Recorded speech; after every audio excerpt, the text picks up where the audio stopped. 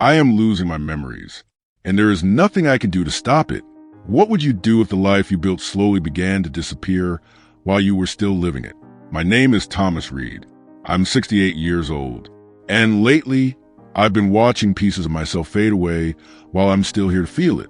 The silence stretched a vast, echoing void where my memories once lived. It wasn't the kind of silence you hear in an empty room. It was heavier than that, denser, like air before a storm that never quite breaks.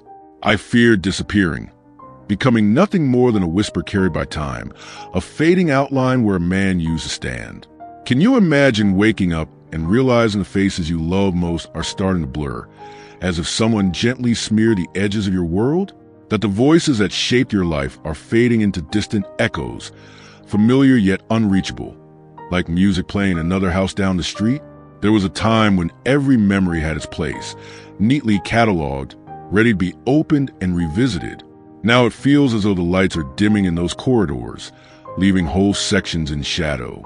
A quiet storm brews inside me, threatening to erase all that I am, not in a dramatic crash, but in a soft, relentless tide pulling pieces of me away.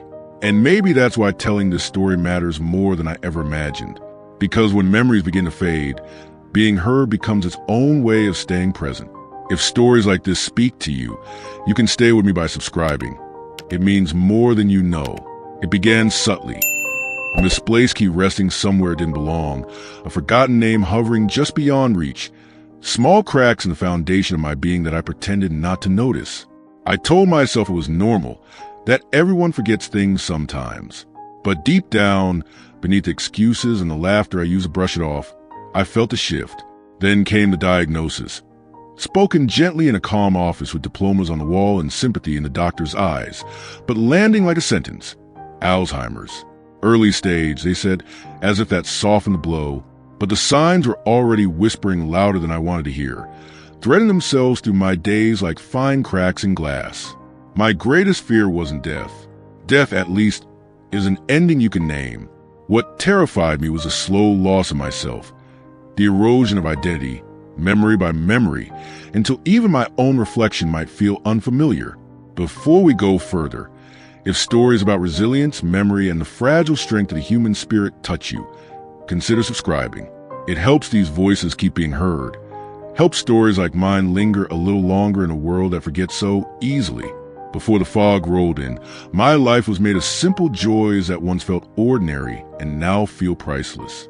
I was a husband, a father, a man whose hands built and whose voice guided. My wife, Margaret, with her calm eyes and quiet strength, anchored my world in ways I never fully understood until I felt myself drifting. We met in a crowded college hallway, both late for different classes, colliding in a moment that changed everything. Books spilled, apologies tangled, and when we looked up, something wordless passed between us. The beginning of a life neither of us could have predicted.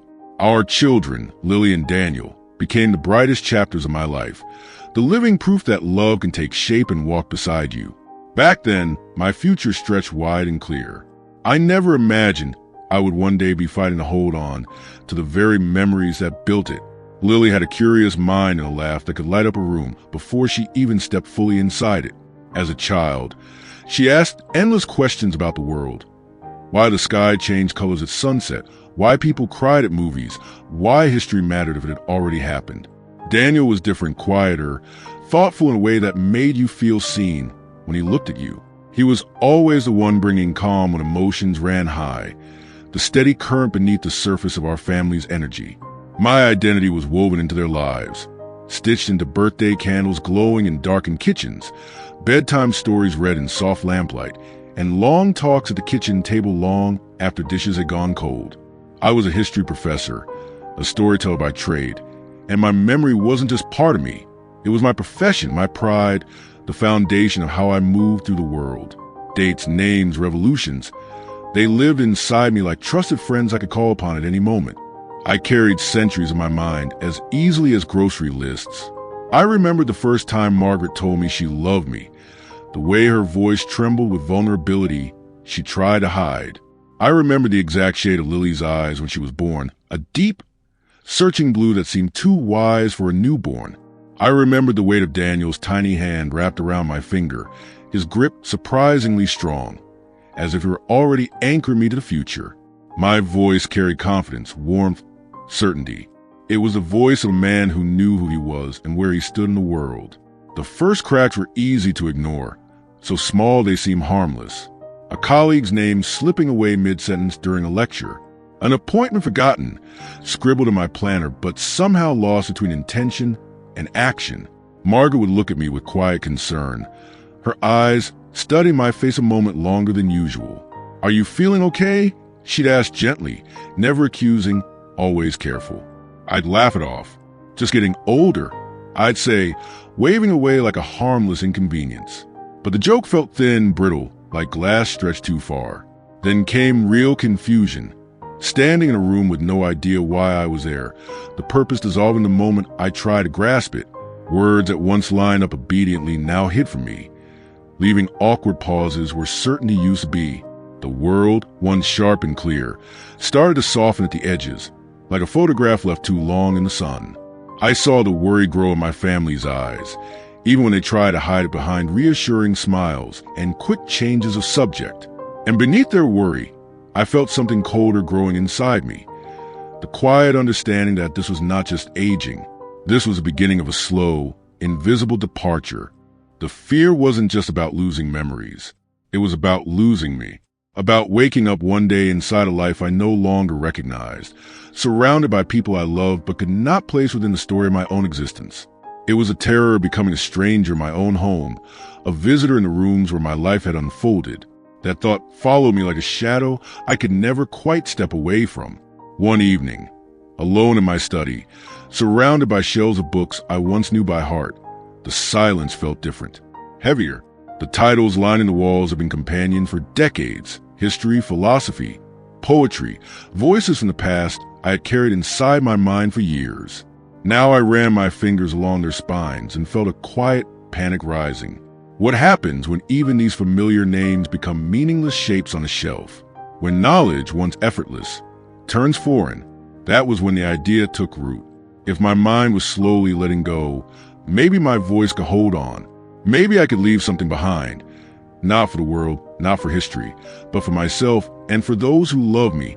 Something that would remain even if I couldn't follow it back. A thread, a marker, proof that I had been here, that I had known, that I had felt deeply. I opened a drawer in my desk and found an old digital recorder from a research project years ago. I had used it to interview veterans, capturing stories that would otherwise have vanished with time. It felt heavier than I remembered when I held it in my palm, its metal cool and solid, grounding me in the moment.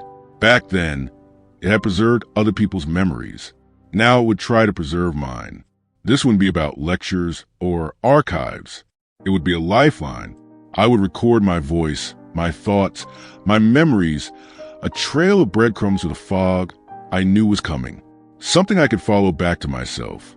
Something my family could hold when pieces of me drifted beyond reach. My first recording was hesitant. I pressed a button and stared at the small red light, suddenly aware that I was speaking not just the present, but to an uncertain future.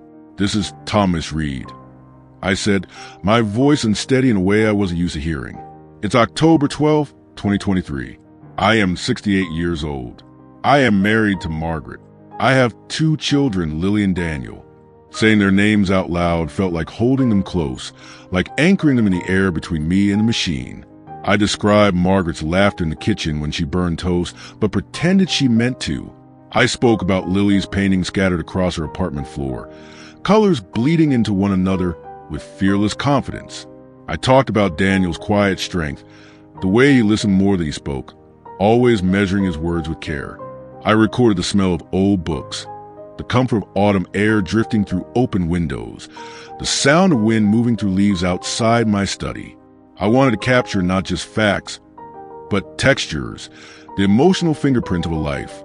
And then, quietly, I admitted my fear. "I am afraid of forgetting their faces," I whispered.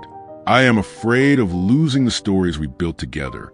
I am afraid that one day I won't recognize the life I am living." The recorder hummed softly in my hand, collecting my words without judgment.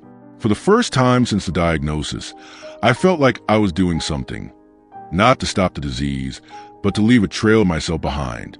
After that first recording, I didn't stop. The red light on the recorder became a quiet companion, a witness to moments I was no longer certain I would remember. I talked about my work, about lecture halls filled with restless students, and the thrill of watching understanding dawn in their eyes. I described the way a classroom felt when a discussion truly came alive, the energy, the shared curiosity, the sense that knowledge was not just information, but connection across time. Speaking those memories aloud felt like touching something warm before it slipped into cold water. I recited poems I loved, lines that had carried me through different seasons of life. Some verses came easily, flowing from memory like they always had.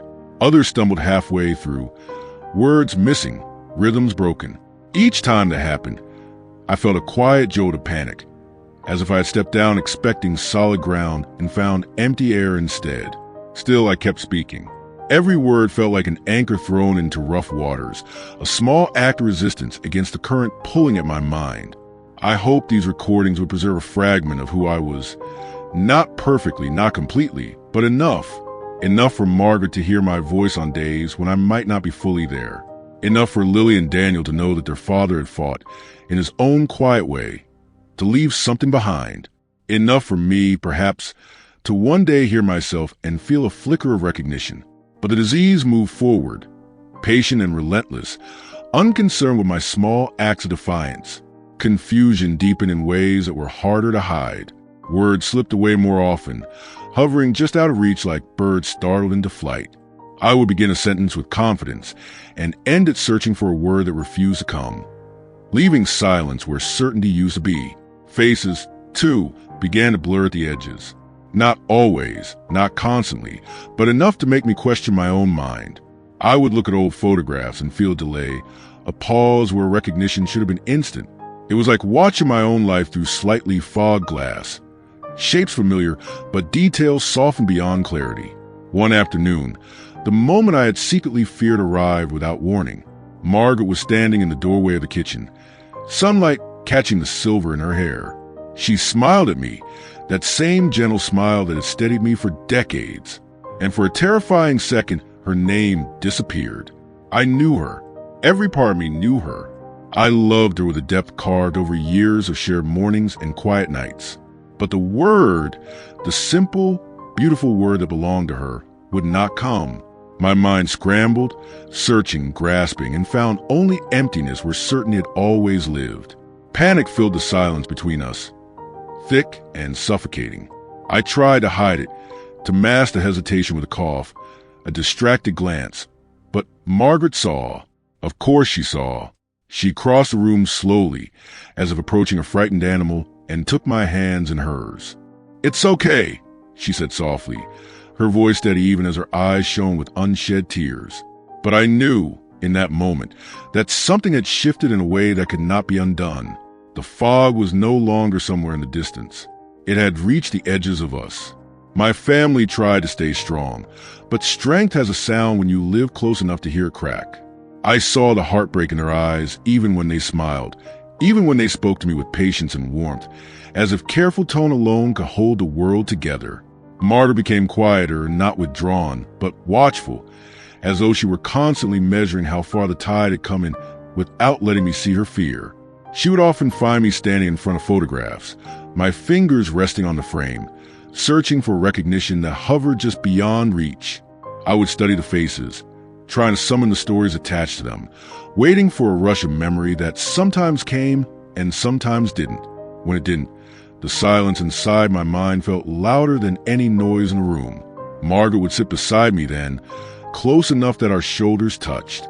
She'd take my hand, her grip gentle but firm, as if grounding me in the present when the past refused to answer. "That's Lily," she would say softly, pointing to a picture of our daughter laughing at the beach, wind in her hair. "You took that photo." She wouldn't stop moving.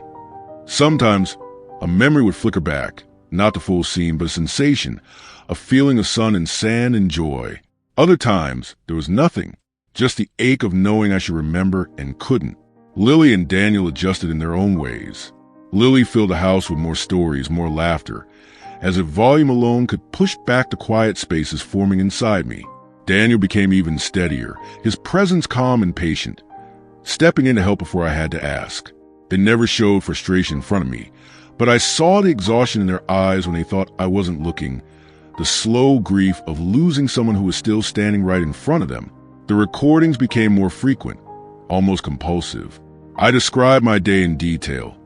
Even the smallest things, the pattern of light on the kitchen floor, the taste of toast in the morning, the sound of Margaret humming while she watered the plants. I repeated names, places, relationships, hoping repetition could carve deeper grooves in my mind, grooves a disease might struggle to smooth away. My voice, once firm and confident, began to carry a tremor, not of age, but of urgency. Each recording felt like trying to outrun something I could not see, but knew was gaining ground. I spoke faster, afraid time would cut me off mid-sentence. I explained simple things, as if talking to a future version of myself who would need careful guidance to navigate a life I once knew by heart. Sometimes, late at night, I would listen back to earlier recordings. I would hear strength in my voice that already felt distant, clarity that sounded like it belonged to another man. And beneath that recognition lay a quiet grief, not just for the memories I was losing, but for the person I was slowly leaving behind. Then came the moment that broke to the last of my denial. Not with drama, not with raised voices or sudden collapse, but with a quiet, merciless clarity that left no room for illusion. It was an ordinary afternoon, the kind that once passed without notice. Light filtered through the living room curtains in thin golden lines. Margaret was in the kitchen, the soft clink of dishes a familiar rhythm in the background. I had just finished another recording, my voice still lingering in the small device resting on the table beside me. I remember feeling tired, not physically, but in that deeper way that comes from carrying something heavy inside your mind all day. I stood up, meaning to go help Margaret. Halfway across the room, I stopped. I didn't know where I was going. The intention had been there a second before, clear, simple, ordinary. Now it was gone, erased so completely it was as if it had never existed. I looked around the room, trying to gather clues from my surroundings like a stranger trying to understand someone else's life. The sofa, the lamp, the bookshelf, all familiar, all distant. My chest tightened. I told myself to stay calm, that it would come back. It always came back. But this time, it didn't. I stood there longer than I want to admit, froze in the middle of my own home, my mind blank in a way that felt vast and endless. I could hear Margaret humming softly in the kitchen, and the sound felt both comforting and unbearably far away. I want to call out to her, but pride held me still. Fear did too. In that silence, something inside me shifted. Not confusion. I had felt that before. This was recognition. A quiet, devastating understanding that the ground beneath me was no longer stable, that I could no longer trust the simple continuity of thought I had relied on my entire life. When Margaret stepped into the room a few minutes later and asked gently, "Tom, are you all right?" I saw in her eyes. She knew something had changed too. I nodded, forcing a small smile, pretending the pause had meant nothing. But the truth sat heavy in my chest. That was the moment I stopped telling myself I could outpace this. The disease was no longer something approaching from a distance. It was here. A few days after that afternoon, I found myself alone in the study again. The house was quiet in that particular way it only is when everyone else is trying not to disturb you. A quiet filled with care, with unspoken understanding. The recorder sat on the desk where I had left it, small and unremarkable, holding more of me than I could now reliably hold myself. I don't know what made me do it. Maybe it was curiosity, maybe fear, maybe a quiet need to prove that the man I used to be had truly existed. I picked up the recorder and scrolled to files until I found one from several months earlier, back when the diagnosis still felt like a distant threat rather than a daily reality. I pressed play. A strong, confident voice filled the room. My voice. It carried a steadiness I barely recognized anymore, a warmth that felt both familiar and impossibly far away. The man speaking sounded clear, assured, in control of his thoughts. He spoke about Margaret's laughter echoing through the kitchen on Sunday mornings. He described Lily's art, the bold colors she chose, the way she lost herself in painting for hours. He talked about Daniel's quiet kindness, the way he showed love through small, consistent acts rather than grand gestures. The memories were vivid, detailed, alive, and I could not reach them. I listened carefully, leaning forward as if physical closeness might bridge the distance inside my mind. I waited for recognition to spark, for some emotional click that would tell me, yes, I remember that too. But nothing came. The story sounded beautiful, meaningful, and utterly foreign. The voice was mine without question. I recognized the rhythm, the tone, the familiar cadence of the way I formed sentences. But the man behind that voice felt like someone else. Someone I had known long ago and somehow lost. I knew I should remember. I wanted to remember. The desire to reach back into those memories was almost physical, like trying to grab hold of something slipping through my fingers. But there was nothing there to grasp, just empty space where my own past should have been. The gap between the man on the recording and the man listening in that chair was unbearable. I felt grief for myself, for the person I used to be, not just for the knowledge of the stories, but for the continuity of being.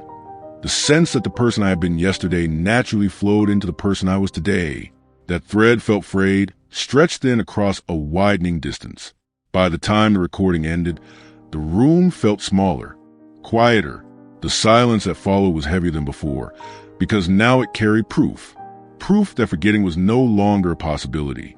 It was happening, and I was listening to the sound of myself slipping away. I sat there for a long time after the recording ended, the device still resting in my hand, its small screen dimming as if it, too, were tired. My thoughts felt heavy and scattered, like papers blown across a room by a sudden gust of wind. I wasn't just sad, I was untethered. Listening to that earlier version of myself had been like reading a letter written by someone I used to know intimately, only to realize I no longer shared the memories that gave it meaning. My grip on a recorder loosened, and my thumb brushed against a different button. I didn't even notice what I had done until another file began to play. One I didn't remember recording. The voice that came through the speaker was mine, but younger, steadier, carrying a tone of quiet urgency I hadn't heard before. It felt like a message sent across time, as though the man I used to be had anticipated this exact moment. If you're hearing this, the voice began softly, it means the memories are slipping. I froze. But listen carefully, Thomas.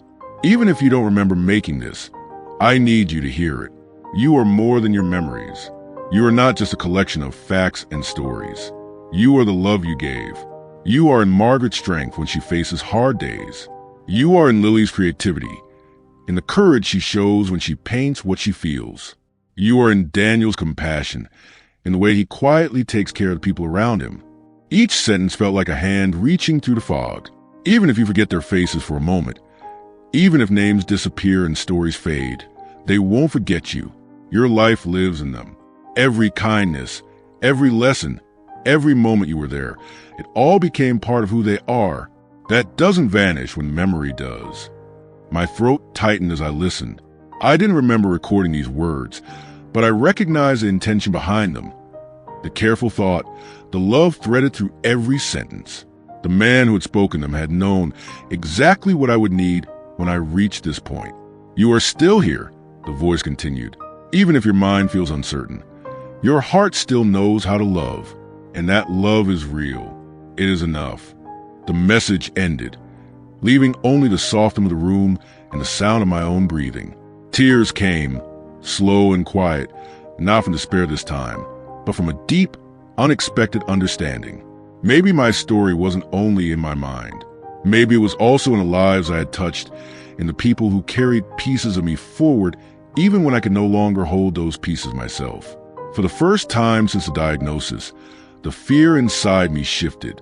It didn't disappear, but it loosened, making space for something gentler, a fragile, growing sense that even if my memories faded, I would not simply vanish.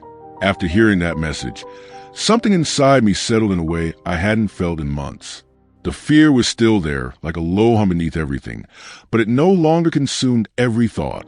It had been replaced by a quieter awareness, a realization that even if my mind could not hold on to every memory, my presence in the world had not been erased.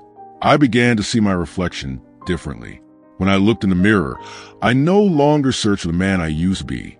as if he might suddenly reappear in perfect clarity. Instead, I looked for the man who was there now, breathing, feeling, still capable of love. The lines on my face, the gray in my hair, even the uncertainty in my eyes became part of a new version of myself I was learning to accept. Identity, I understood, is not a fixed photograph preserved in perfect detail. It is a living, shifting thing, shaped not only by memory but by presence, by the way we meet the moment in front of us. I could not command my mind to remember everything, but I could still choose how I responded to the life unfolding around me. I could still sit beside Margaret in the evenings and feel the quiet reassurance of her hand resting in mine. I could still hear Lily's laughter drifting from another room and feel joy rise in my chest, even if I couldn't recall the exact joke that caused it. I could still watch Daniel read at the kitchen table, his brow furrowed in concentration, and feel the steady comfort of his presence, like a lighthouse glowing through fog. Even when names slipped away, even when details dissolved into haze, love remained tangible, warm, and immediate. It lived in gestures, in shared glances, in the simple act of sitting together without needing to fill the silence with words. I stopped measuring my worth by what I could recall. That scale had become cruel and unreliable. Instead, I began to measure by what I could still feel. The warmth in my chest when Margaret smiled, the quiet pride when Lily showed me her latest painting, the sense of calm when Daniel gently guided me through a moment of confusion without a trace of impatience. In that shift, small but profound, I found a fragile peace. Not the peace of certainty, but the peace of acceptance. The understanding that even as parts of my past slipped away, I was still here, still capable of giving and receiving love in the present. And for the first time, that felt like enough. Days grew simpler after that realization. Not easier, not free of confusion or fear, but gentler in what they demanded from me.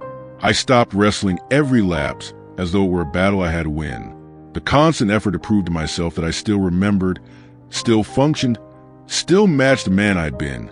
That struggle had exhausted me in ways I had never fully admitted. Instead, I began to greet each clear moment as a quiet gift, something to hold without trying to trap it. The warmth of a cup of coffee resting between my palms in the morning became more than a routine. It was an anchor. I would sit at the kitchen table, steam rising in thin spirals, and focus on the simple reality of being there, breathing, feeling the heat against my skin. The world, when narrowed to those small details, felt steadier. Sunlight through the window took on a new significance. I noticed how it shifted across the floorboards, how dust motes floated lazily in the air, turning the ordinary into something almost sacred. Margaret would sit nearby, reading or knitting, and sometimes I would simply watch her, memorizing the shape of her presence rather than try and store the memory as a fact. I didn't need to catalog every moment anymore. I just needed to be in it. I no longer tried to map my entire past in my mind, as if I were responsible for keeping every road visible. That map had grown too large, too fragile. Instead, I let the day unfold without demanding it prove anything about who I had been.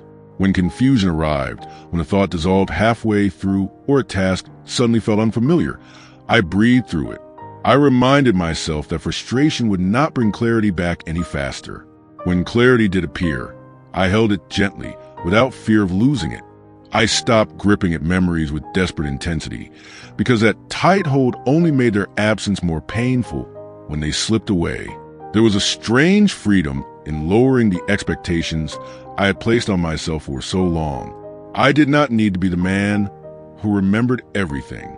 I only needed to be the man who was here, now, still capable of kindness, still capable of listening, still capable of love. And in those small, steady acts, I began to feel whole in a different way. Not whole because nothing was missing, but whole because what remained was still meaningful. Not every day carried that quiet grace. Some mornings I woke with a heavy fog pressing against my thoughts, thick and disorienting, as if my mind had become a room filled with smoke. On those days, even familiar surroundings felt slightly out of place. I would stand in the hallway outside the bedroom and hesitate, waiting for certainty about where I was going next. The house I had lived in for years sometimes felt like a carefully constructed replica, recognizable, yet just unfamiliar enough to unsettle me.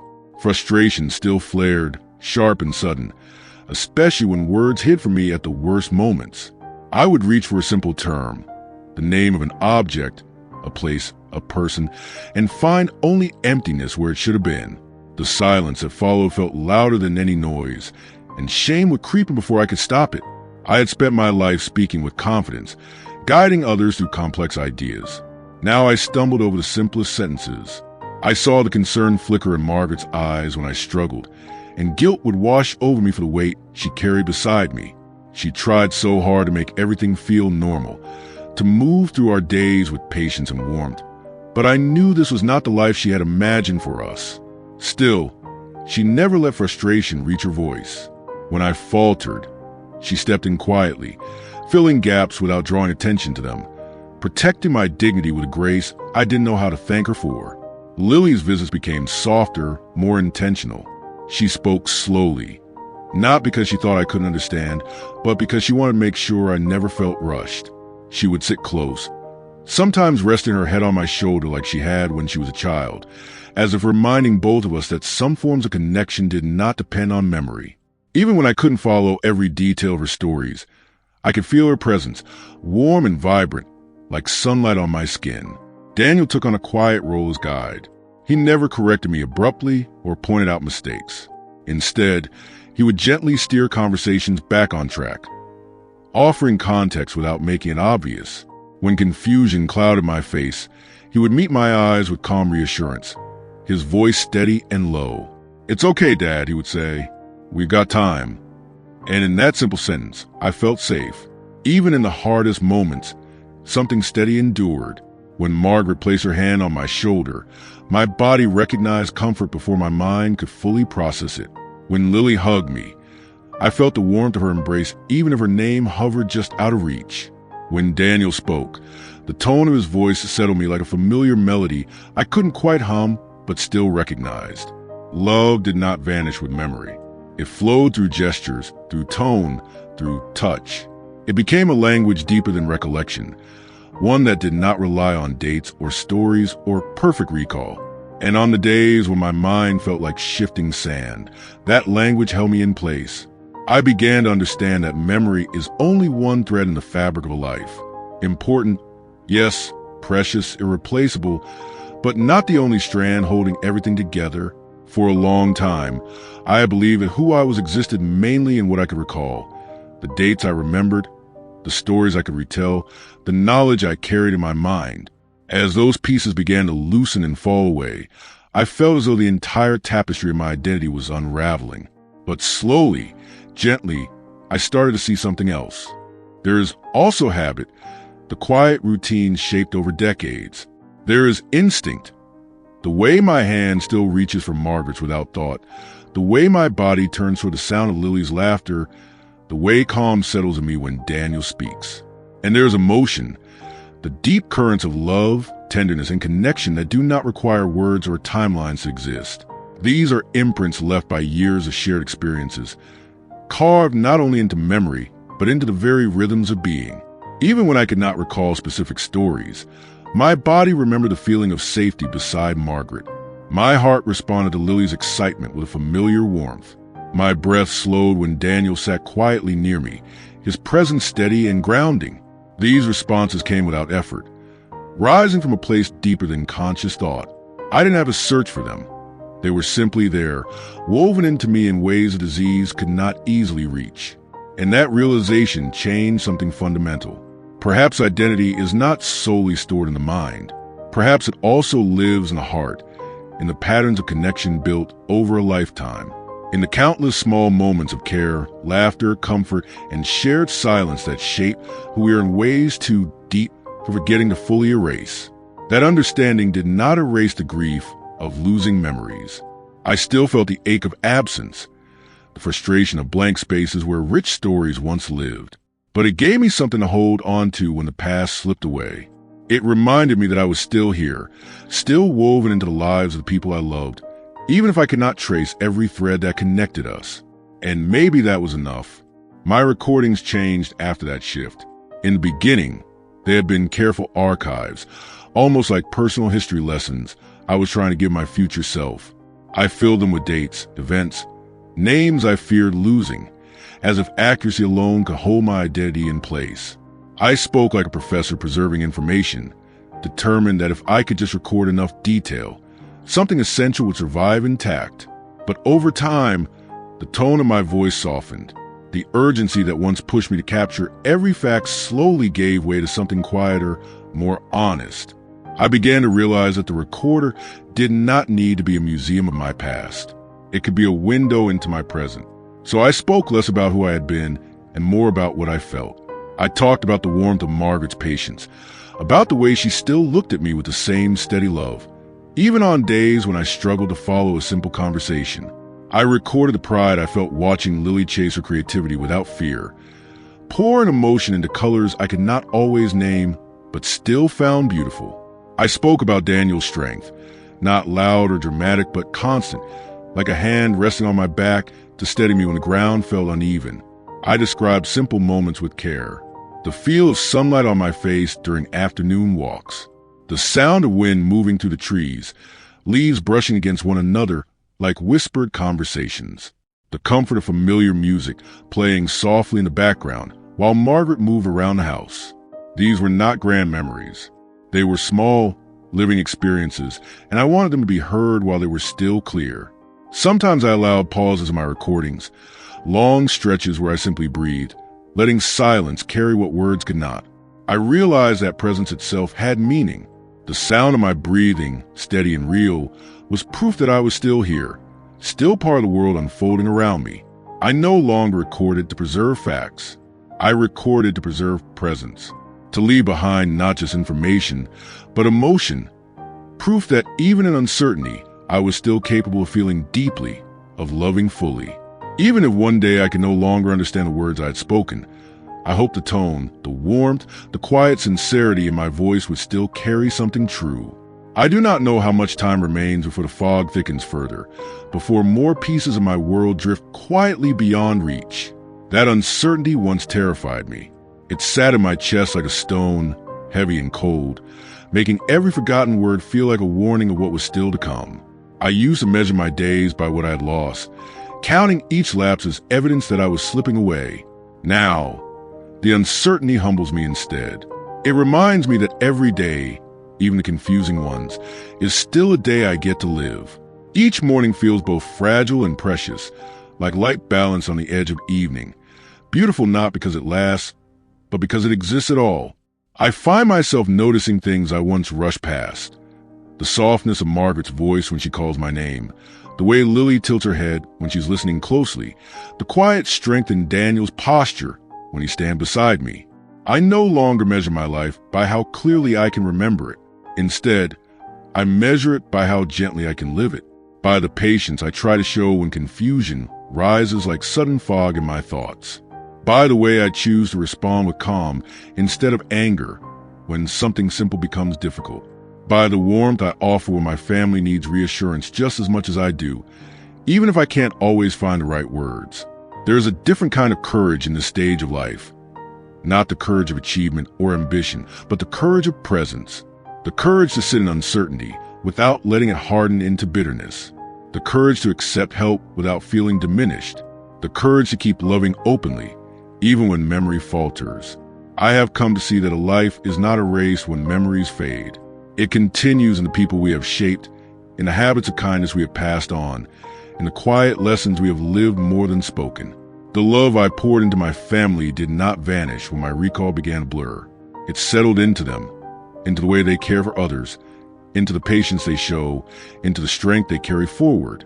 That love does not depend on my ability to recall every moment. It exists on its own, strong and enduring, like roots beneath the surface, unseen, but holding everything in place. And knowing that, even on the days when my mind feels uncertain, gives me a sense of peace I never expected to find.